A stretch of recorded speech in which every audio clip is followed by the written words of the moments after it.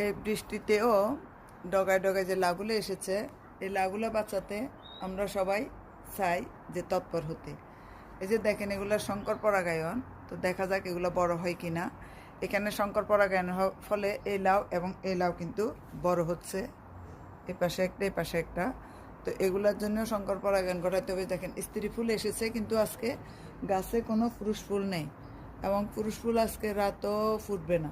তো এটার জন্য কি করতে হবে দেখেন, এই যে আবার স্ত্রী ফুল, এই যে দেখেন এটাও ফুটবে বিকালে বা কালকে সকালে, কিন্তু এটারও পুরুষ ফুল নেই, জোড়ায় পুরুষ ফুল নেই, সব হলো স্ত্রী ফুল এই মুহূর্তে। অনেকে বলবেন যে আমাদের কাছে তো শুধু পুরুষ ফুল আছে, তোমার কাছে শুধু স্ত্রী ফুল আসতেছে। হ্যাঁ, এই সময়টাতে শুধু স্ত্রী ফুল আসতেছে, এখন লাস্ট সময় এটা।